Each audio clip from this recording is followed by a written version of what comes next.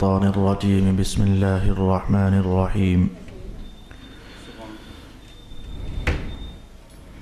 وقضى ربك ألا تعبدوا إلا إياه وبالوالدين إحسانا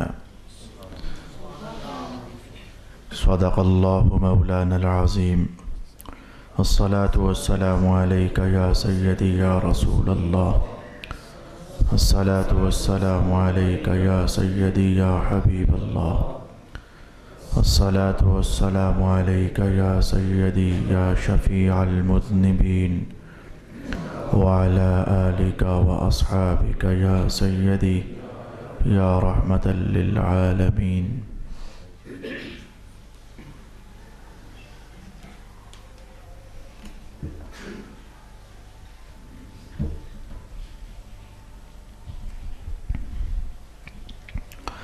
رسول پاک صلی اللہ علیہ وآلہ وسلم کی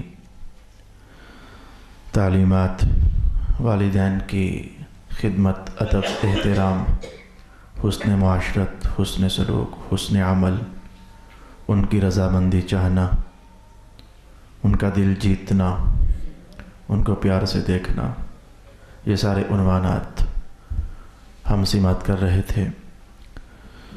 سب سے پہلی حدیث جو آج کی نشست میں کہنا چاہوں گا اسے حضرت امام بخاری نے رحمہ اللہ نقل فرمایا. معروف بخاری شریف میں نہیں، الادب والمفرد کے اندر حضرت ابن عباس رضی اللہ عنہ ارشاد فرماتے ہیں کہ رسول پاک علیہ السلام نے ارشاد فرمایا کہ جس کے والدین دونوں زندہ ہوں تو دونوں کے ساتھ حسن سلوک کرے، اللہ اس کے لیے جنت کے 2 دروازے کھولتا ہے. اور اگر 2 میں سے کوئی ایک زندہ ہو اور ایک کے ساتھ اس نے سلوک کرے تو اللہ رب العالمین اس کے لیے جنت کا 1 دروازہ کھول دیتا ہے.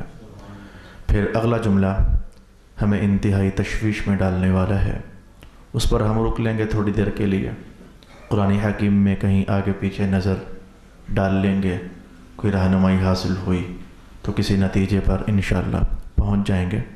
جملہ حدیث کا سماعت کیجئے. فرمایا کہ اگر والدین ناراض ہو جائیں نا تو پھر اللہ تعالیٰ ناراض رہتا ہے جب تک یہ راضی نہیں ہو جاتے. آپ کو شاید اس جملے کا حساس ہونا سمجھ نہیں آیا. جب والدین ناراض ہو جاتے ہیں تو پھر اللہ بھی ناراض ہو جاتا ہے. تب تک جب تک یہ ناراض رہتے ہیں تب تک اللہ ناراض رہتا ہے، اللہ راضی نہیں ہوتا. میں ایک تصویر آپ کے سامنے لاتا ہوں. مثلاً آپ نے ایسے بچے دیکھے ہیں، ایسے نوجوان یا ایسے بیٹے کہ بیٹا مثلاً نماز پڑھ رہا ہے لیکن والدین سے اس کا حسن سلوک نہیں ہے. رمضان آتا ہے تو روزے بھی رکھتا ہے لیکن والدین کے ساتھ اس کا رویہ ٹھیک نہیں ہے. میری نظر میں کتنی اولادیں ایسی ہیں، ایسے بیٹے بھی ہیں، انہوں نے حج بھی کیا لیکن والدین سے باہر کیف ناراضگی ہے، تلاوت بھی کرتے ہیں لیکن والدین سے ان کی ناراضگی ہے. تو پھر رسول اللہ کا یہ جملہ ہمیں سوچنے پر مجبور تو کر رہا ہے کہ لگتا ہے کہ نماز پڑھ لی ہے لیکن پھر بھی کیا رب راضی نہیں ہوا؟ اگر والدین ناراض ہیں تو اس حالت میں اگر نماز پڑھ بھی لی ہے تو لگتا ہے کہ کیا رب راضی نہیں ہوا؟ اگر رمضان بھر کے روزے رکھ بھی لیے ہیں تو کیا لگتا ہے کہ رب اب بھی راضی نہیں ہوا؟ یہ ڈراؤنی بات ہے. میں نے یہ تو نہیں کہا کہ نماز ہوئی نہیں ہے، میں نے تو یہ کہا نماز اس نے پڑھی ہے لیکن حدیث بتاتی ہے کہ اگر والدین ناراض ہیں نا تو بھلے اس نے نماز پڑھی ہے لیکن اللہ راضی نہیں ہوا. یہ بات ہی اور ہے کہ نماز ہوئی نہیں ہے اور یہ بات ہی اور ہے کہ اللہ راضی نہیں ہوا. سر سے فرض کا ٹل جانا یہ اور شے ہے، اور اس فرض کی ادائیگی سے جو مقاصد ہوتے ہیں وہ حاصل ہوئے ہیں یا نہیں ہوئے یہ اور شے ہے. نہیں سمجھ آئے گی، مجھے مدد چاہیے حدیث کی. جہاں یہ ریاکاری کی حدیثوں کی بحث چلتی ہے، آپ حدیث کی کتاب میں کسی شرح میں کسی محدث کا کلام پڑھیے، مثلاً یہ بیان کہ جس نے نماز پڑھی ریاکاری کے لیے تو قیامت والے دن اس کی نماز اس کے منہ پر ماری جائے گی. اس کا کیا مطلب ہے؟ کیا اس کی نماز ہوئی نہیں ہے یا کوئی اور راز ہے؟ یا جس نے دکھلاوے کے لیے نماز پڑھی تو اسے کوئی فائدہ نہیں ہوا؟ یعنی یہ بات ہے کہ اس کی نماز ہوئی نہیں ہے یا کوئی اور راز ہے؟ یا پھر مثلا یہ حدیث سنیے کہ جس نے حرام رزق کھایا اور عبادات کی تو جب تک وہ حرام اس کے پیٹ میں رہتا ہے تو لا صرف لہ ولا عدل، نہ اس کی کوئی نفلی عبادت ہے اور نہ اس کی کوئی فرضی عبادت ہے، حالانکہ وہ کر تو رہا ہے۔ کتنے حرام کمائی سے رزق کھانے والے نماز تو پڑھ ہی لیتے ہیں، میں نے یہ دیکھا، لیکن حدیث کا بیان کہ لا صرف ولا عدل، نہ اس کی نفل نماز ہے نہ اس کی فرض نماز ہے، یہ کیا چیز ہے؟ اس پر محدثین نے ارشاد کیا کہ کوئی بھی عبادت کی جائے تو اس کے دو نتیجے ہوتے ہیں، کم از کم دو نتیجے ہونے چاہیے، زیادہ تو بے شمار ہو سکتے ہیں لیکن کم از کم کسی بھی عبادت کے دو نتیجے۔ مثلا نماز کی بات میں کرنے لگا ہوں، یہ دیکھیے میں نے نماز پڑھ لی لیکن میں نے ریاکاری کے لیے نماز پڑھی، اگر ریاکاری کے لیے نہ ہوتی تو دو نتیجے تھے، اگر ریاکاری کے لیے ہے تو ایک نتیجہ ضائع ہو گیا، ایک پھر بھی باقی ہے، مجھے امید ہے کہ میں کامیاب ہو جاؤں گا۔ میں نے نماز پڑھی اخلاص مندی کے ساتھ، دو نتیجے ہوئے، ایک نتیجہ تو یہ ہوا کہ میرا سر سے بوجھ فرض ذمہ داری ٹل گئی، اب قیامت کو نہیں پوچھا جائے گا کہ تو نے نماز کیوں نہیں پڑھی، میں نے پڑھی ہے تو وہ بوجھ اتر گیا۔ دوسرا نتیجہ، اللہ بھی راضی ہو گیا، یہ بات یہ الگ ہے، اللہ بھی راضی ہو گیا، اخلاص مندی سے نماز پڑھی تو سر سے فرض بھی ٹل گیا، قیامت کو حساب نہیں ہوگا اور اللہ بھی راضی ہو گیا اخلاص کے ساتھ جو پڑھی ہے۔ اب آئیے، اگر میں نے ریاکاری کے ساتھ نماز پڑھی، دو میں سے ایک نتیجہ ضائع ہو گیا، دوسرا پھر بھی باقی ہے، ضائع کون سا ہوا؟ وہ یہ ہے کہ ثواب نہیں ہوا، اللہ راضی نہیں ہوا، ریاکاری کے لیے جو ہے، ثواب نہیں ہوا، اللہ راضی نہیں ہوا، البتہ ایک نتیجہ پھر بھی مل گیا، کیا؟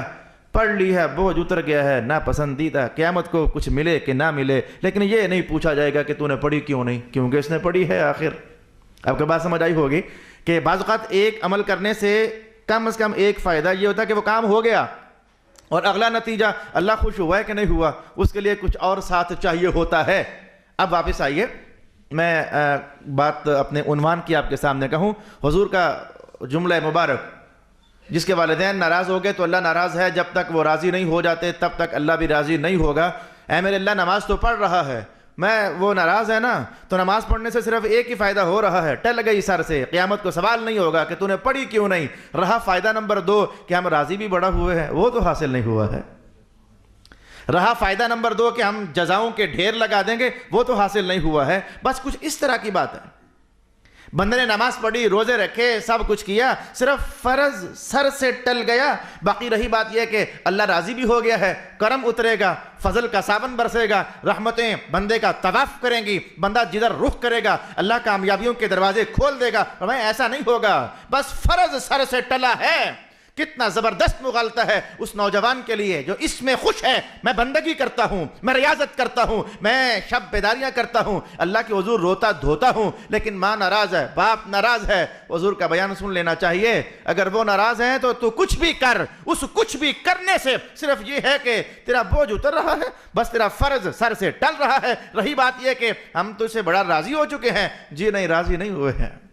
راولپنڈی کا ایک شخص بوڑھا ہو گیا، اب تو شاید پتہ نہیں مر چکا ہوگا، جب میں راولپنڈی پڑھا کرتا تھا اپنے استاد صاحب کے پاس، تو شاید میں نے پہلے بھی کبھی اس کا حوالہ دیا ہے، وہ اس وقت کروڑوں پتی تھا، 20 سال پہلے وہ اس وقت کروڑوں پتی تھا، لیکن میں 9 سال راولپنڈی رہا، میں نے کبھی اس بندے کو خوش نہ پایا، مسکراتا نہ پایا، ہنستا نہ پایا۔ وہ ایک دن نہ جانے کسی نجی محفل میں ہم بیٹھے ہوئے تھے تو میرے استاد گرامی فرمانے لگے کہ یار یہ جو بندہ ہے، اس بیچارے کو رزق تو بے شمار مل گیا لیکن یہ خوش نہیں ہے۔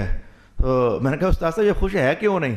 کہنے لگا اس کی ماں مر گئی ہے اور اس سے ناراض ہو کر مری ہے، اور اس کی ماں کی اس کو بد دعا تھی۔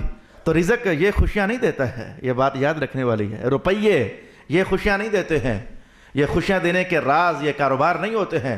یہ بہت بڑے بڑے کاروباریوں کو کیا روتے نہیں دیکھا ہے؟ میرا خیال ہے کہ اب حدیث کا عنوان کھل جانا چاہیے، ہمیں سمجھ جانا چاہیے، ہماری ریاستیں، ہماری عبادات۔ اللہ اکبر، کس حدیث پاک پر میری توجہ ہوئی؟ جو بندہ جب دور رسول اللہ کا ہو تو وہ مسلمان ہی ہوا نا، جب مسلمان ہوا تو پھر صحابی ہوا۔ جس کے پاس حضور خود پہنچے اور وہ مسلمان بھی ہو تو بندہ پھر صحابی ہوا۔ اب چونکہ نام حدیث میں خاموش، حدیث میں اتنے الفاظ آئے، ایک نوجوان، حدیث میں اتنے الفاظ آئے، ایک نوجوان لگے ہاتھ میں وہ پلس کرنے لگا ہوں، جب آئندہ پھر یہ حدیث آئے گی کہیں تو میں روک دوں گا، میں آج سنانے جو لگا ہوں میرے عنوان سے مل جو گئی۔ اطلاع ہوئی یا رسول اللہ ایک نوجوان مر رہا ہے لیکن ہم اسے تلقین کرتے ہیں، وہ تلقین قبول نہیں کر رہا، ہم اسے تلقین کر رہے ہیں لیکن وہ تلقین قبول نہیں کر رہا۔ تلقین سے مراد کہ ہم چاہ رہے ہیں کہ یہ پڑھے لا الہ الا اللہ محمد الرسول اللہ، لیکن وہ پڑھتا نہیں ہے۔ حضور نے پوچھا کیوں نہیں پڑھتا؟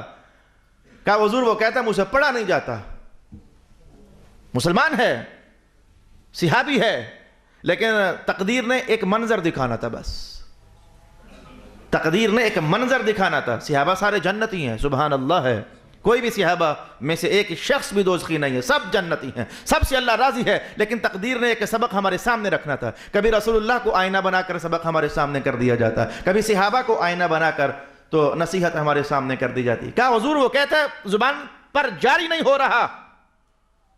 مصطفیٰ کریم علیہ السلام نے پہلا سوال پتہ کدھر کیا؟ فرمایا اس کی ماں ہے؟ کہا حضور ماں تو ہے۔ فرمایا بلاؤ۔ والدہ حاضر دربار رسالت مآب صلی اللہ علیہ وسلم۔ فرمایا کہ میں چاہتا ہوں کہ اب یہ ترجمہ نہیں مفہوم جلدی سے عرض کروں، آگے بڑھ جاؤں۔ میں چاہتا ہوں کہ لکڑیاں اکٹھی کروں اور تیرے بیٹے کو جلا دوں۔ کہا ہائے یا رسول اللہ نہیں۔ کہا تو پسند کرے گی کہ تیرے بیٹے کو لکڑیاں اکٹھی کر کے تو آگ لگا کر جلا دوں؟ کہا ہائے یا رسول اللہ نہیں۔ تو فرمایا کہ ادھر کی آگ جو جلائی جائے گی بھڑکائی جائے گی وہ تو بہت کم ہوگی، اگر ایک معاملہ ہے اگر وہ نہ ہوا تو تیرا بیٹا دوزخ کی آگ میں جل جائے گا۔ کہا حضور کیا ہے؟ فرمایا تو اپنے بیٹے سے ناراض ہے نا؟ کہا ہاں حضور ناراض ہوں۔ فرمایا اس لیے تو اس کی زبان پر کلمہ جاری نہیں ہو رہا ہے، معاف کر اسے معاف کر تاکہ اس کی زبان پر کلمہ آ جائے۔ کہا حضور اللہ کے لیے معاف کیا۔ حضور نے فرمایا اب جا کر تلقین کرو۔ اب صحابہ کہتے ہیں حضور ہم حاضر خدمت ہوئے، جا کر تلقین کیا، اس نے جاتے جاتے پڑھ لیا ہے لا الہ الا اللہ محمد الرسول اللہ۔ یہ عبادات، یہ ریاضات، یہ بندگیوں کے انداز، یہ شب بیداریاں، یہ جگراتے، یہ مقام قبولیت تک بندے کو پہنچا دیتے ہیں، لیکن تب حدیث کا بیان ہے کہ جب بندے کی ماں بھی راضی ہو اور بندے کا باپ بھی راضی ہو۔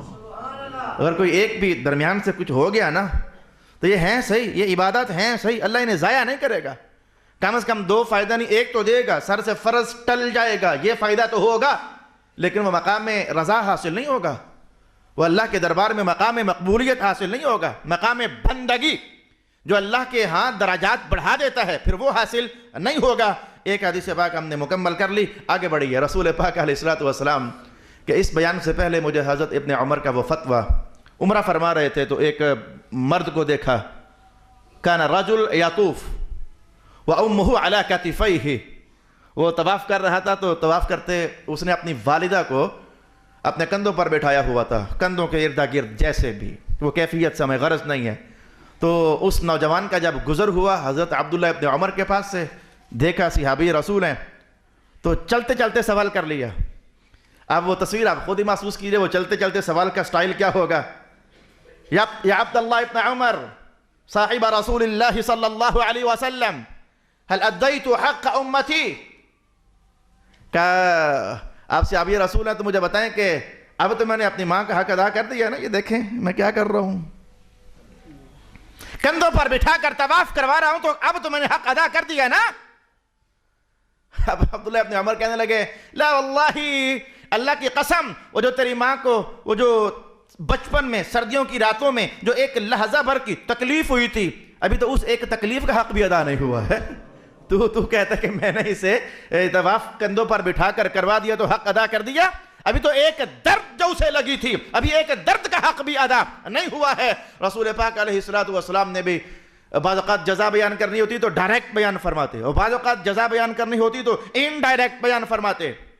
یہ بھی میرے حضور کے انداز ہوا کرتے تھے، ڈائریکٹ اور انڈائریکٹ۔ تصویر دیکھنا ہو تو یوں دیکھیے، جس نے ایک بار پڑھا درود و سلام اللہ 10 رحمت نازل فرمائے گا، ڈائریکٹ بتا دیا کہ کیا ملے گا۔ کبھی ایسا ہوتا کہ حضور ڈائریکٹ نہ بتاتے کہ کیا ملے گا، فرماتے یہ کام کرو گے تو پھر وہ ملے گا جو اس کام کرنے پر ملنا تھا، وہ بات ہی کسی اور طرف رسول اللہ علیہ السلام لے جاتے جو اس کام کرنے پر ملنا تھا۔ اچھا وہ کام کیا تھا؟ مثلا یہ دیکھیں میرے پاس رسول پاک علیہ الصلوۃ والسلام نے ارشاد فرمایا کہ پہلے تو یہ جملہ ارشاد کیا کہ کوئی بچہ اپنے باپ کا حق ادا نہیں کر سکتا جب تک ماں کی بات نہ کی. ماں کا حضور جانتے ہیں کہ وہ معاملہ ہی کوئی اور ہے, باپ کا نام حضور نے لیا. کوئی بچہ اپنے باپ کا حق ادا نہیں کر سکتا جب تک, حضور کیا جب تک؟ فرمایا کہ اس کا باپ ہو تو کسی لڑائی میں, وہ جنگ میں, جہاد میں وہ پکڑ لیا گیا ہو, غلام بن گیا ہو, پھر بازار میں لا کر تو اسے بیچا جا رہا ہو, اس پتر کو پتہ لگ جائے تو پھر یہ مال لے کر جائے اور اپنے باپ کو خریدے اور خریدتے ہی کہے ابا جی آپ آزاد ہیں. جب تک ایسا نہ ہو جائے, باپ کو خرید کر جب تک آزاد نہ کر دیا جائے, اس وقت تک کسی بیٹے کا حق ہی ادا نہیں ہوتا.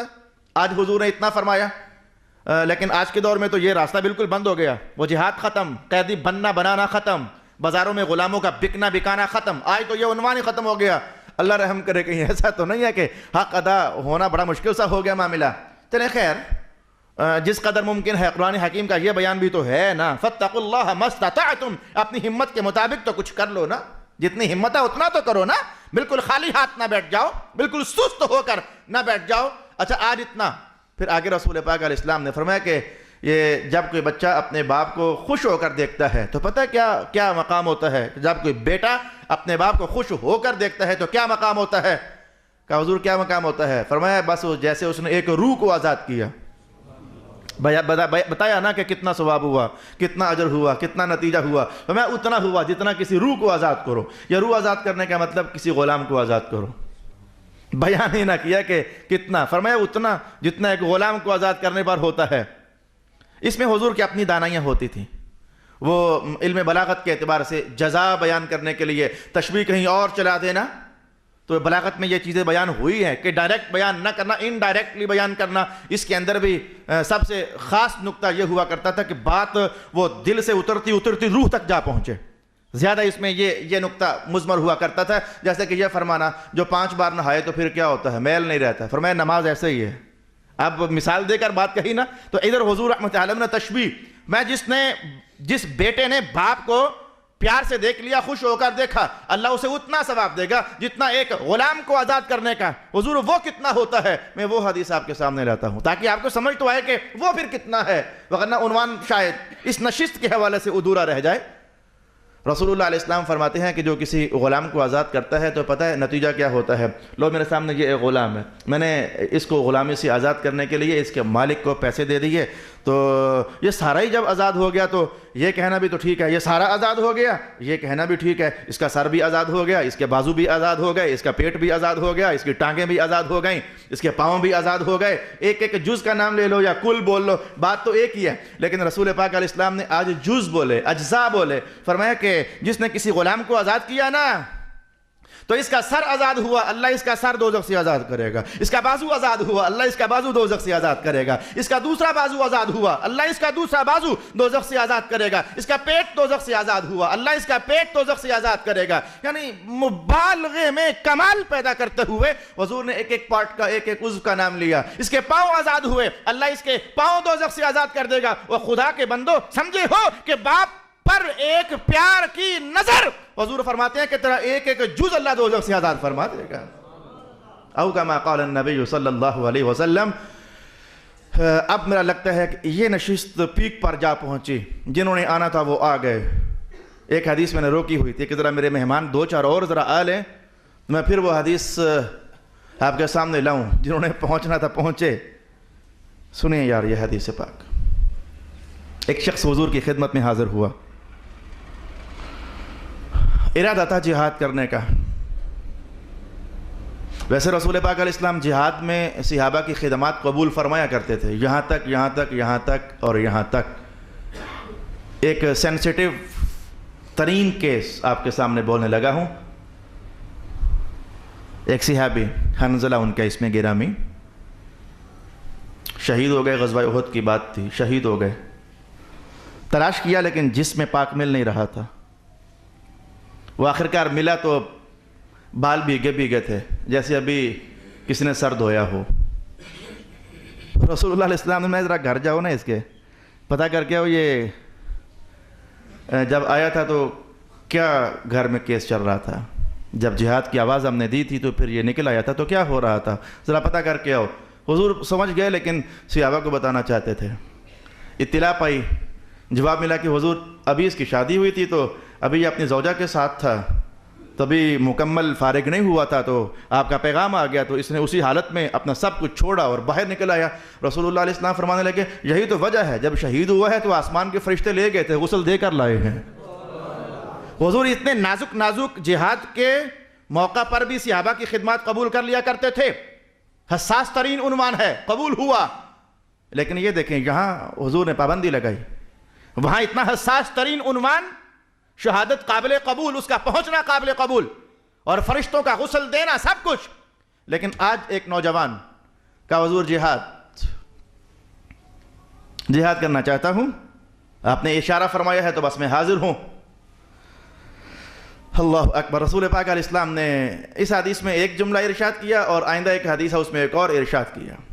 فرمایا کہ بات سن میری، اگر تو چارپائی بچھا کر اپنے ابا کے گھر میں، اپنے والدین کے گھر میں سوئے اور انہیں ہنسائے اور خوش کرے تو اللہ کے ہاں تو یہ تلوار چلانے سے بہتر ہے، جا کر والدین کو ہنسا، انہیں خوش کر۔ وہ دوسری حدیث کے الفاظ ہیں جو الادب والمفرد میں نقل کیے گئے، اس نے آ کر کہا تھا حضور والدین پریشان ہیں، میں جا کر ان کو خوش کر، یہ تلوار چلانے سے بھی بہتر ہے۔ لیکن جملہ میرا کیا تھا جس پر میں نے کہا کہ میں نے روک کر رکھی ہوئی تھی حدیث، حضور رحمت عالم کا فرمان، ان کے درمیان چارپائی بچھا۔ اب مطلب یہ نہیں تھا کہ باپ اور ماں سوئے ہوں تو درمیان میں آ کر گھس جا، یہ مطلب نہیں تھا، ان میں رہ، حدیث کا جملہ محفوظ کیجیے، والدین کو اکیلا مت چھوڑ، ان میں رہ، جملہ بس میرا یہ تھا، یہ تلوار چلانے سے بہتر ہے، جہاد سے بہتر ہے، ان میں رہ۔ نوجوانوں، مانا کہ تمہاری محبوبہ ہے، تمہاری بیگم، مانا تمہارے دل کی ٹھار ہے، تمہاری نئی محبت ہے، تمہیں ایک تسکین کا باعث ہے، تمہیں بڑی راحتیں مل رہی ہیں اور تمہیں دن بھر کے غم بھول جاتے ہیں، اور اگر وہی بیگم تمہیں کوئی ایسا شور شرابہ اندر کھاتے ڈال دے، میرا تو گزارا نہیں چلتا اس ماں کے ساتھ، تیری ماں کے ساتھ میرا گزارا نہیں ہے، تیرے باپ کے ساتھ میرا نبھاؤ نہیں ہے، گھر کا ماحول یہ ہے وہ ہے، ایسے میں دھیان سے سن لینا، ایسے میں سن لینا، حضور کا فرمان ہے پترو تمہارے نام یہ ہے کہ گھر میں رہنے کے باوجود جو حق متعین کیے شریعت نے متعین ہے، بس بیگم کو یہ دے دو اور بس بات ختم۔ وہ کیا ہے وہ آج یہاں کا عنوان نہیں، وہ شادی شدہ جو بحث قرآن حکیم میں چلتی ہے وہ ادھر کا عنوان میں بیان بھی کر چکا، پھر کبھی موقع آئے گا تو بیان کر دوں گا کہ شادی کے بعد ایک بیگم کو کیا دینا ہوتا ہے۔ جب وہ حقوق تو نے ادا کر دیے تو کوشش کر کے ایڈجسٹمنٹ کرنے کی گھر میں، صرف بیگم کے کہنے پر اپنے والدین کو چھوڑ کر کرائے کے مکانوں میں دھکے کھانا اور پھر مکان خرید لینا اور پھر دور دراز چلے جانا، یا پھر نالائق ترین بیٹا والدین ہی کو نکال دینا، جائیے پھر آپ کہیں اور چلے جائیے۔ حضور کا جملہ محفوظ کیجیے، فرمایا ان میں رہ، ان میں چارپائی بچھا، انہیں ہنسا، انہیں خوش کر۔ انہیں خوش کرنا یہ تلوار چلانے سے بھی اللہ کے ہاں افضل مقام رکھتا ہے۔ میں تو یہاں سے یہ جملہ کہنا چاہوں گا، اسلام جڑ کر رہنا بتاتا ہے، یقین جان لیجئے۔ اللہ اکبر۔